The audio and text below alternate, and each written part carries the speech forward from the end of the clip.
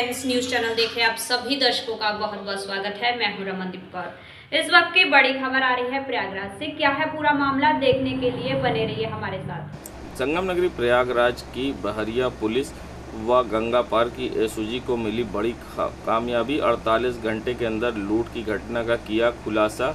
बता दें, जहां बीते दिनों बैंक के कलेक्शन एजेंट के साथ लूट की घटना हुई थी, जिसकी सूचना पुलिस को मिली और डीसीपी गंगानगर ने टीम गठित की और जिसके बाद जहां बहरिया पुलिस और साथ ही गंगानगर की एसओजी ने संयुक्त कार्रवाई करते हुए लूट की घटना का सफल अनावरण किया है। और डीसीपी गंगानगर अभिषेक भारती ने प्रेस वार्ता करते हुए बताया कि जहां बैंक कलेक्शन एजेंट के साथ 3 लोगों ने लूट की थी, जिसमें एक युवक को पकड़ लिया गया है। ये युवक BA LLB फाइनल ईयर पास कर चुका है और इसके पास से 50,160 रुपये बरामद हुए हैं और साथ ही इसके पास से एक अपाचे मोटरसाइकिल भी घटना में इस्तेमाल की गई बरामद की है।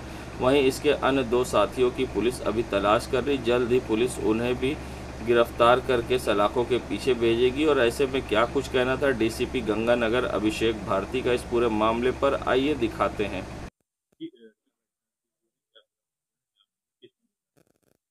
दिनांक 26 अगस्त 2024 को थाना बहरिया में एक लूट की घटना कारित हुई थी, जिसके संबंध में वादी अजय कुमार द्वारा तहरीर दी गई थी, जिसमें मुकदमा पंजीकृत हुआ था। इनके द्वारा बताया गया था कि वाइट अपाची मोटरसाइकिल पे कुछ व्यक्तियों द्वारा इनसे 54,000 रुपये जो है वो छीन लिए गए थे। इसके संबंध में एक अभियुक्त अनूप कुमार पटेल गिरफ्तार हुआ है, जो थाना मोबाइमा का रहने वाला है और घटना में प्रयुक्त वाइट अपाची मोटरसाइकिल बरामद हुई है। साथ ही साथ लूटे गए 50,160 रुपये जो है इसमें बरामद हुए। इनका मकसद इसको आपराधिक कृत्य करके धन अर्जित करना ही था।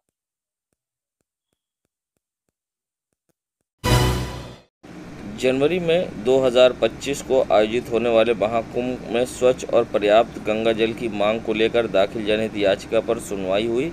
इलाहाबाद हाईकोर्ट ने राज्य सरकार से मांगी रिपोर्ट। कोर्ट ने 10 सितंबर तक राज्य सरकार से गंगा जल की उपलब्धता सुनिश्चित करने की रिपोर्ट मांगी है। 10 सितंबर को होगी मामले की अगली सुनवाई। राज्य सरकार की ओर से अपर महाअधिवक्ता मनीष गोयल ने रखा है पक्ष।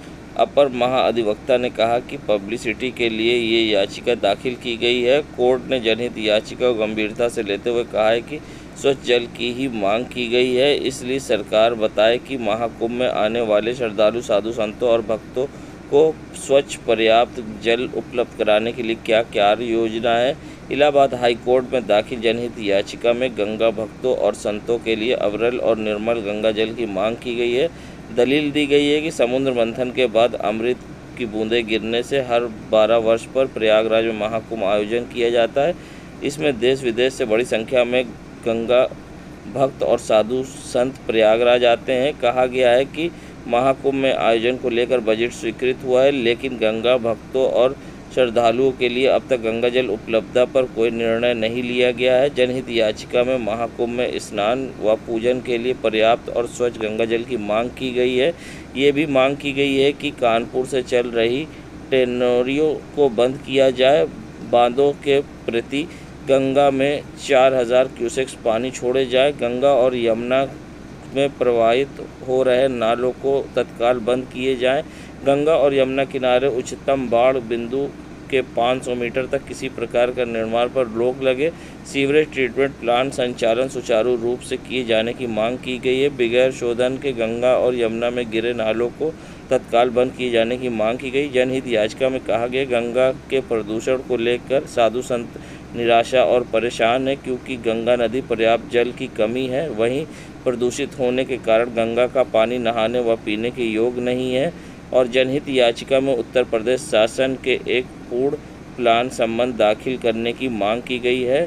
जनहित याचिका में प्रमुख सचिव यूपी सरकार, कमिश्नर डीएम प्रयागराज, मेला प्राधिकरण, विकास प्राधिकरण और नगर निगम को पक्षकार बनाया गया है। अधिवक्ता सुनीता शर्मा, समाज सेवी योगेंद्र कुमार पांडे व पूर्व सभासद कमलेश सिंह ने दाखिल की है जनहित याचिका। गंगा जल की उपलब्धता हो, इसको लेकर आपने PIL दाखिल की थी, किसकी ओर से दाखिल की थी? आज कोर्ट में इसमें सुनवाई हुई। कोर्ट ने क्या कुछ इसमें आदेश पारित किया है और मामले की अगली सुनवाई कब होने वाली है? देखिए, जो दूर दराज से महाकुंभ के अवसर पर गंगा भक्त और संत यहाँ पे आएंगे उन्हें पर्याप्त स्वच्छ गंगा जल मिलना चाहिए। और आप जानते हैं कि गंगा वर्तमान में न तो स्वच्छ है न तो पर्याप्त है। इसको लेकर एक जनहित याचिका मैंने सुनीता शर्मा एडवोकेट, श्री योगेंद्र कुमार पांडे जी, श्री कमलेश सिंह जी की ओर से दाखिल किया, जिसकी सुनवाई आज माननीय मुख्य न्यायमूर्ति श्री अरुण बंसाली जी, माननीय न्यायमूर्ति विकास बुधवार के बेंच में हुई। हमने माननीय न्यायालय से सिर्फ इतना कहा कि दूर दराज से जो लोग आ रहे हैं उनको स्वच्छ पर्याप्त गंगा जल कम से कम मिलना चाहिए। ऑलरेडी 3700 क्यूसेक पानी छोड़ने का आदेश ऑलरेडी गंगा में कर चुके हैं, जो जनहित याचिका पहले चल रही थी। साथ ही साथ जितने नाले हैं उनको टेप करने के भी आदेश हो चुके हैं, कानपुर के चमड़ा फैक्ट्री बंद करने के भी आदेश हो चुके हैं और इस टीपी पर्याप्त रूप से चले इसके भी आदेश है। लेकिन ना तो नाले टेप है और ना ही तो वहाँ से 7 बांधों से पानी पर्याप्त जल से आ रहा है और ना ही टीपी चल रही है। गंगा वर्तमान में बहुत ही गंदी, बहुत ही प्रदूषित है, तो लोगों का मन नहीं करेगा इसको लेके किया।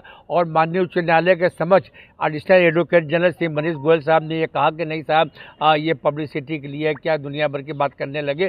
कोर्ट ने कहा नहीं, आप कृपया ये बताइए कि शासन प्रशासन की क्या कंप्लीट योजना है पर्याप्त स्वच्छ गंगा जल गंगा भक्तों संतों को देने की, इसकी पूरी रिपोर्ट प्रस्तुत करिए। तो अगर ये पूरी रिपोर्ट अगली सुनवाई की तिथि 10 सितंबर को शासन प्रशासन देगी।